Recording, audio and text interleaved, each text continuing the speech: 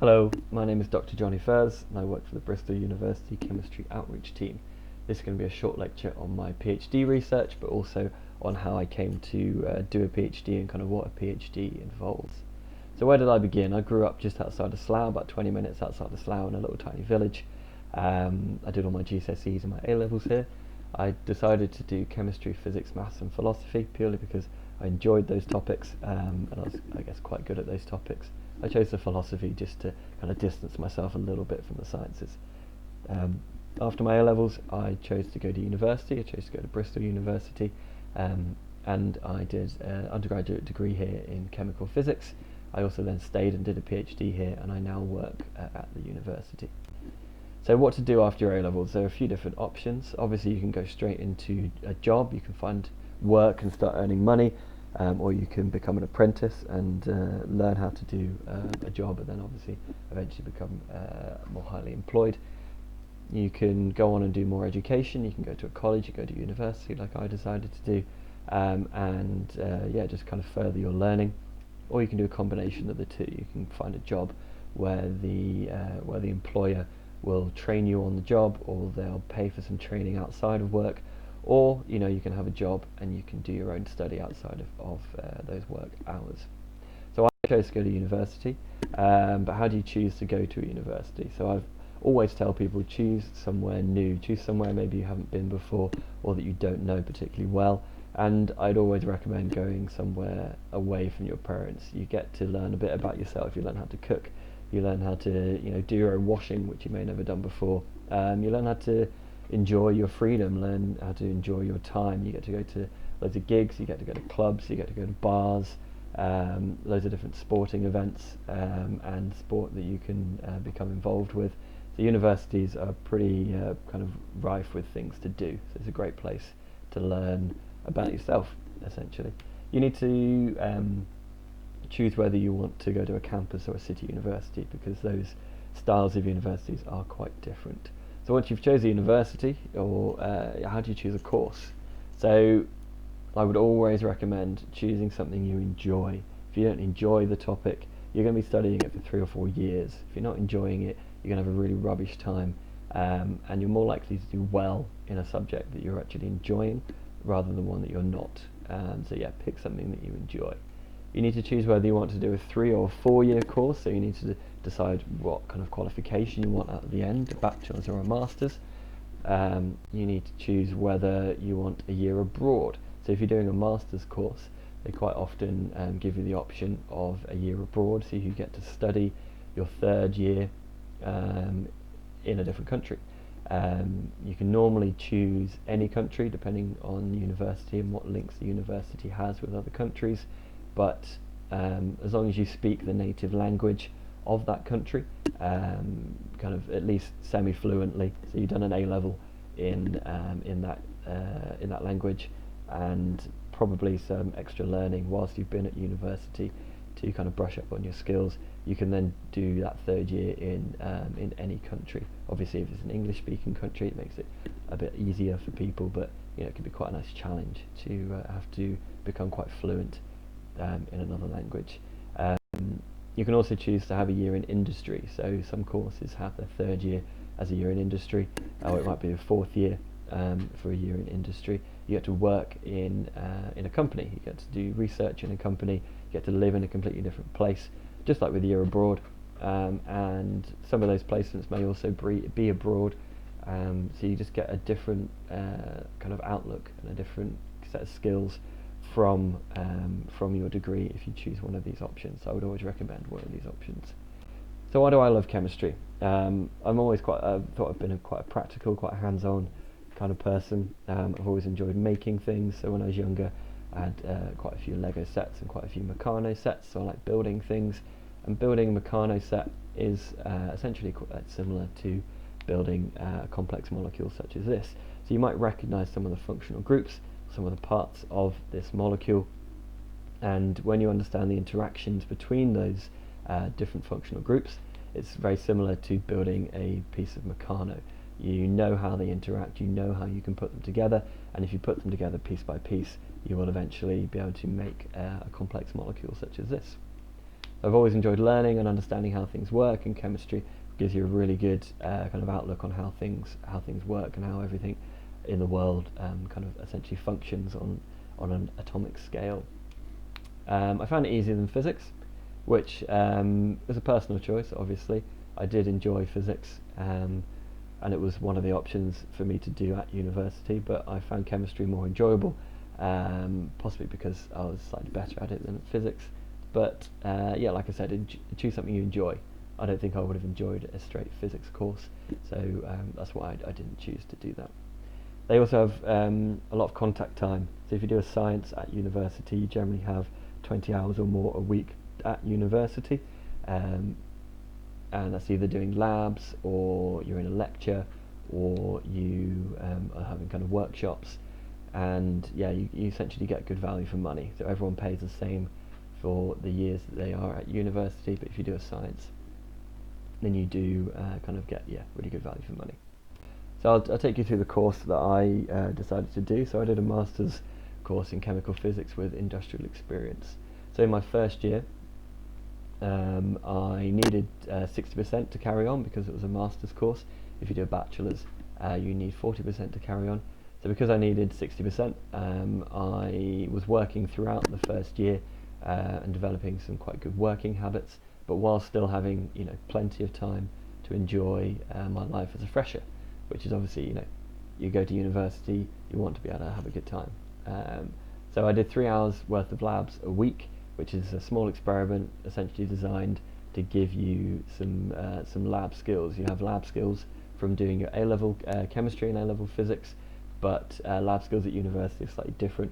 So this first year is designed to build upon the lab skills that you had from your A-level. Second year, you get to choose some of your units, so you get a bit of power over your own learning, which is quite nice. The labs go up from 3 hours a week to 6 hours a week, so you do 1 day's worth of labs. You're given an experiment to do before the lab. You come in, you're left your own devices, obviously under supervision, and you carry out that experiment. You work up the experiment at the end, and you're marked on your yield. You'll ask questions during your experiment just to kind of make sure you understand actually what you're doing. Your third year, so my third year I was in industry. I was down in Cornwall. I was getting paid to do some research, and obviously there was distance learning as well, so I came back and did some exams. And like I said as well, if you do the year abroad, your third year will be abroad, and you'll be living in a different country, which will be pretty cool. If you don't do a year in industry or a year abroad, you are obviously still based at the university. Your labs increase from 1 day up to 2 days, so that can be either one experiment spread over the 2 days or 2 separate experiments, and you get to choose an awful lot more of your units. So again, you get a little bit more power over what you're learning. You can choose topics that you enjoy. Your fourth year, you get given a research project. So if you do decide to do a master's course, your fourth year is generally about 50% of your fourth year is this research project. So you get paired up with a research group, and under supervision you get to conduct some novel research. So you get to do some chemistry that's never been done before, which I've always thought is quite fun, and you get to choose all of your units. So you get to choose a lot with your fourth year. After your degree, obviously you can go into work. You can join a graduate scheme. So now you're a graduate, you're more sought after than someone who's just come out of school. So you can join a graduate scheme, or you can find employment that isn't in a graduate scheme. Again, you're more sought after, so you should be able to get a slightly more highly paid job. Or you can go and do more education. You can do a research masters, which is 1 to 2 years long, often industry or self-funded, or you can do a PhD, which is 3 or 4 years of research. This is paid if you decide to seek out a grant, like a research grant, or you can self-fund it, but generally people get a research grant and you get paid to do your research. So what is a PhD? So you're a paid researcher. You're researching a novel idea, a novel area of chemistry, or whichever PhD you decide to do. You get to choose the field, you get to choose the area of the research that you go into. Again, you choose something that you enjoy. choose something you will still enjoy, hopefully, after 3 or 4 years worth of work. You work in a research group, so depending on which field you choose will depend on which research group you try and get into. And this research group can be anywhere in the world. There are thousands of universities, all of them will have different research groups focusing on different areas of chemistry. And your research group kind of you become really close to your research group, become really good friends. You go out quite a lot, you have lots of meals, you have nights out, you have trips away, so you get to know them really quite well. During your PhD you will probably collaborate with other research groups as well, so these research groups can be within the same country that you're in, or they can be in a different country. So you can also pair up with some industrial partners and work alongside industry. So during your PhD there will be lots of opportunities for you to travel. So you can travel working with your collaborators. So if your collaborator is at a different university, you will obviously have to travel to meet them. If they're abroad, you will have to travel to meet up with them to discuss your work. And you will get to go to conferences as well. You get to learn lots of networking skills, lots of time management. You get to learn how to write reports and make decisions. All of these are quite important aspects for essentially every job that you could do after you've finished your study at university. And all this travel that you get to do, it's all paid for. All the travel, all the expenses are paid for through the funding that you get with your PhD. And obviously at the end of your PhD you become a doctor and you get to use the doctor title, which I think is pretty cool. So the structure of a research group: you have a lead supervisor. So this man here is Professor Stephen Mann. He was the supervisor of my group. They run the group. They spend a lot of time guiding the research of the group and gaining the funding to pay for all the research that happens within their group. The next layer down you have postdocs. So these guys run the day-to-day of the group. They will all have PhD students which they're supervising, and they are also doing their own research and following the research which they find interesting. And then you have the PhD students, and a PhD student is always assigned a postdoc, and that postdoc will be supervising them, but you are given autonomy to make your own decisions, to make your own mistakes, and learn how to fix any mistakes that you do make. So my work, my research, the kind of question posed behind my research was, does a protease require water to function? So there's some background science which you will need to know in order to understand my research, but a few things to kind of kick you off are proteins are complex folded biopolymers. A protease is a specific type of enzyme, which is a type of protein, and water is thought to be required for both the structure and the function of an enzyme. So keep that in mind. So amino acids or peptides are the building block of all proteins. Here you've got the general formula.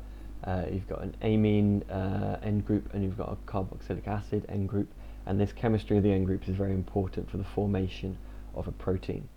Now this R group here represents one of 20 different potential functional groups that are attached to the different amino acids. Some examples of the R groups are displayed here.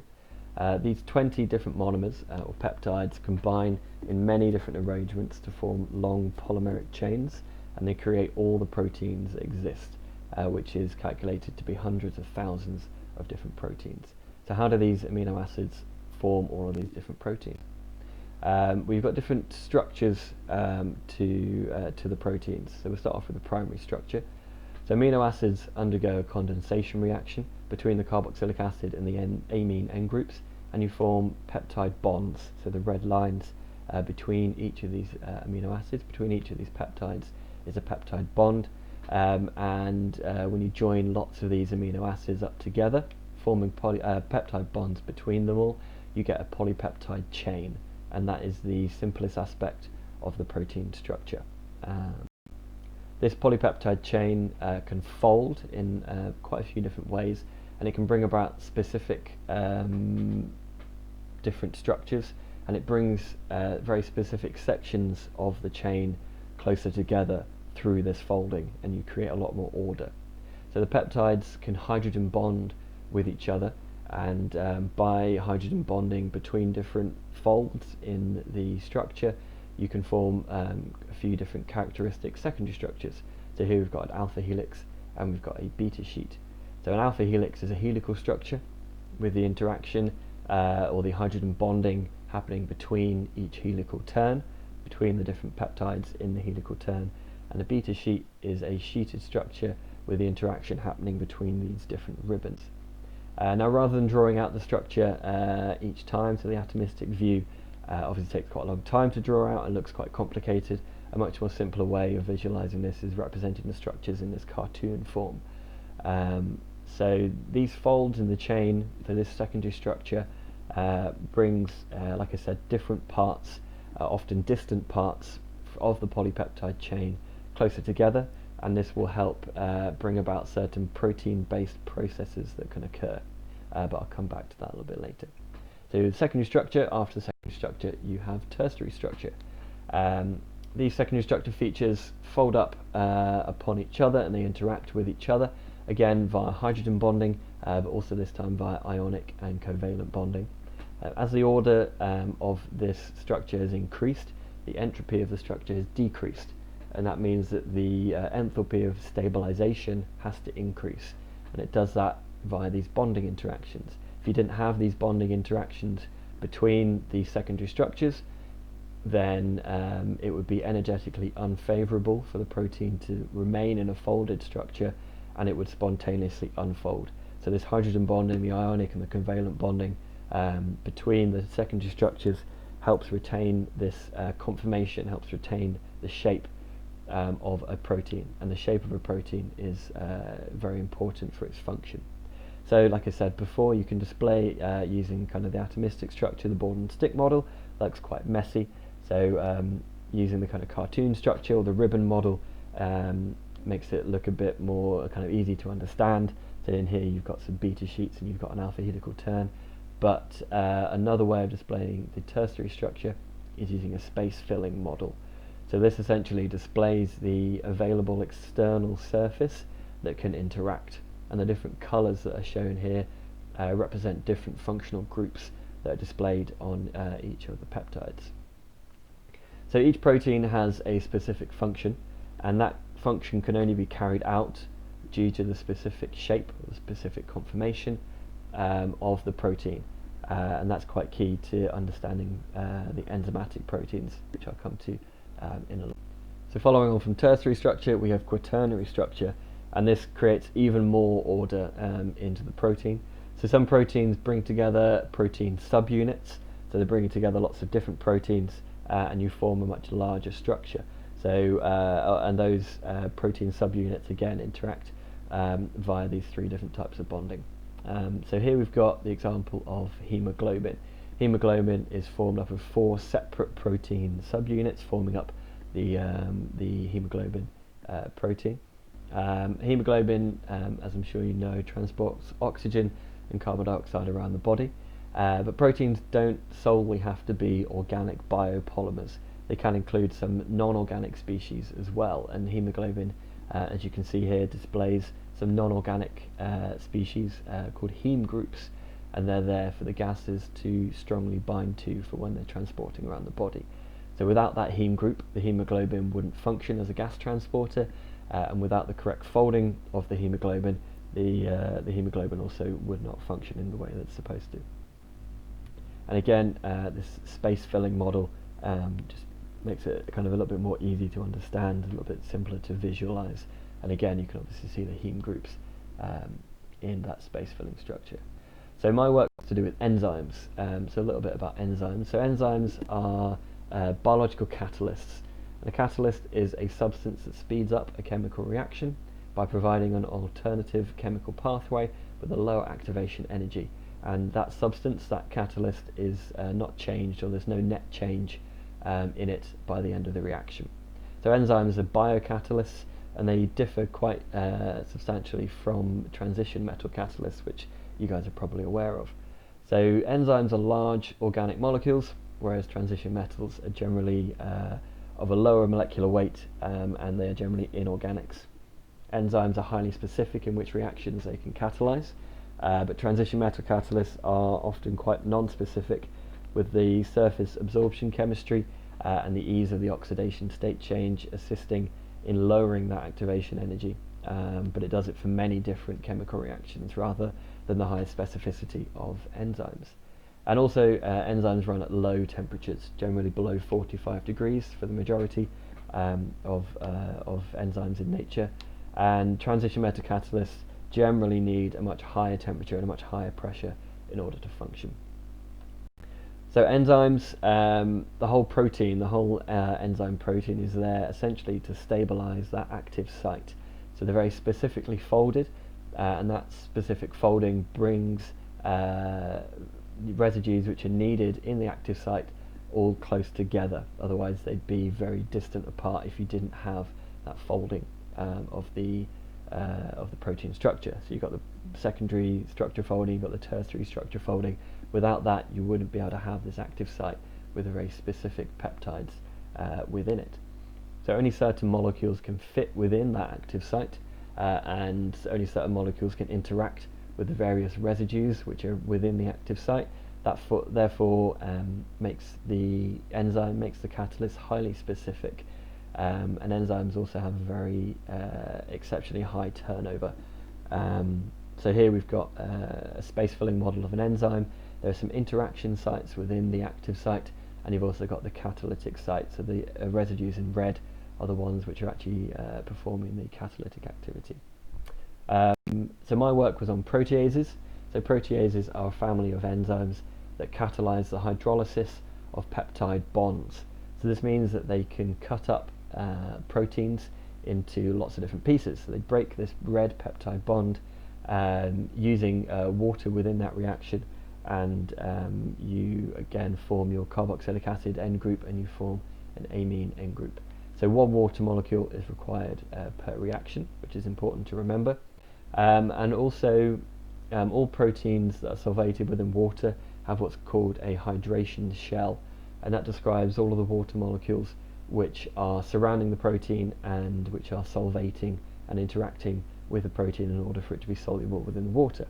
So these solubilizing water molecules, there are thousands and thousands of those surrounding each protein, and there are also some very strongly associated water molecules with each protein which are not involved in solvation. So on the external, on the outside of a protein, there are lots of externally displayed hydrophilic groups, so groups which really like interacting with water, and a lot of hydrophobic residues are folded within the protein. So these external residues aid in the solvation of the protein, and organisms have evolved to produce proteins that are soluble within water, with the water aiding in overcoming some of that decrease in entropy that comes about from the folding of the protein, and the water aids in overcoming that through the hydrophobic effect. So all of those hydrophobic residues which don't favourably interact with water, they're all internalized and they are retained on the inside by this hydrophobic effect, by the it being energetically unfavourable for them to be in contact with the water. So the water is there to help retain the structure of the protein. So the main question behind my research was, can you remove the solvating water whilst retaining the structure and the function of a protease? So it's important to point out that it is just the solvating water that we're removing. So there will be some water molecules that will remain quite strongly bound to the protein, but by removing well over 99% of the water, you can define that protein as no longer being solvated within water. So there are obviously some potential issues that arise with the removing of this water, given the fact that I've told you that water is generally required for the structure stabilization, and if you don't stabilize the structure, you change the shape of the active site, and then that enzyme is no longer functional, and it no longer works. So removing the water is quite potentially detrimental to the activity in that sense, but also water is required for a protease to function. So for a protease to hydrolyze a peptide bond, you need a water molecule in order for that reaction to take place. If you don't have a water molecule, that reaction can't take place. So, can it be done? Yes. So by modifying the surface with some long polymer chains, represented here by the blue and red chains, we were able to mimic the water to protein interaction, and that meant that when we removed the solvating water, that the structure was able to remain stable and it didn't unfold, and therefore it didn't change the shape of the active site. So by retaining the structure, we hoped that this would also retain the protease activity, and the few water molecules that are strongly bound to the protein, they remained, and we were hoping that they could be used for the purpose of the hydrolysis. So did that work? Again, yes, it did work. So this graph here represents the structure of the modified protein, and a decrease in the structure, so going up the y-axis, a decrease in the structure represents a loss of structure due to the protease activity. So these modified proteases were able to function without being solvated by water, which was the first time that had ever been done, which I found quite fulfilling. So I managed to start off with a question and then kind of follow through the research and get a really nice positive result out at the end.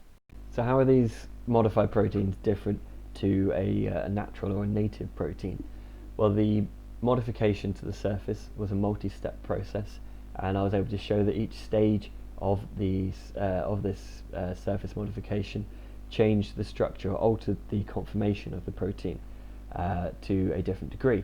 But the net change, so the overall change, was very low, meaning that the final structure of the modified protein was very similar to that of the natural or the native protein. This was quite key because a change in the structure could mean a change to the shape or the conformation of the active site, and if you change the shape of the active site, you can leave a protease or any enzyme inactive. So we were able to show that there was activity, but that activity was shown to be many orders of magnitude slower than what you would get with a native water solvated protein. We expected this for a number of reasons, including a large drop in the diffusion rates. So this modified protein was a very thick, very viscous liquid, and when you have a viscous liquid, the diffusion rate within that liquid is a lot slower than what you would have within water. So the movement of the molecules, or the diffusion of the molecules into and out of the enzymatic site or the active site was a lot slower, so you have a much slower turnover. But there was also vastly fewer water molecules available for the activity, so the overall activity was lower, there was less turnover, and that turnover was a lot slower, but we did have activity. So what could this be used for? What's the point of this research? How is it potentially useful? Well, hydrolysis reactions, so the reaction which all proteases perform, under the right conditions, that can be reversed, and they can perform condensation reactions. So they can build proteins, they can react and form peptide bonds between different amino acids. Therefore, in environments which are arid, so they're lacking in water, they haven't got enough water to solvate a protein, and these modified proteins can be used to build designer proteins. You can bring together whichever amino acids you want. If you put them with the right protease under the right conditions, those amino acids will react and they will form a polypeptide chain. And if you have the right conditions, that polypeptide chain could fold up and form secondary and tertiary, maybe even quaternary structure, and you have your own protein, your designer protein. So if you're trying to go to space, and if you want proteins in space, if you want protein available within space, you don't want to be carrying around loads of this water. You don't want the solvating water around the protein. You don't want this water because each kilogram in space costs about £44,000 to get there. So if you want kind of a decent amount of protein in space, you're not going to want all that water around it because it's incredibly expensive. So you only take up what you actually require. So a quick summary of my work, or the lecture. So when considering a university or university subject to study, you try and choose something you enjoy. Try and choose a university which you think you might enjoy being at. There are loads and loads of different subjects that you can choose, lots of different courses within that subject. that you can select during your time at university. Every course at every different university, so even a chemistry course at Bristol compared to a chemistry course at Southampton, they are different courses. There is no exam board for degree subjects, so they are marked internally. So every exam is different, every course is different, every university is different. So spend a little bit of time thinking about it is quite an important decision. And also proteins are beautifully complex. So by altering nature, we can have as many strange, useful and interesting consequences. And by researching these different consequences, we can potentially find kind of new technologies for the future. So I'd like to thank my wonderful group and my supervisors during my PhD. There is a comprehension article related to my PhD work, and that link for that is there on the slide. And thank you for making it to the end of the presentation. I appreciate your time. Enjoy the rest of your day.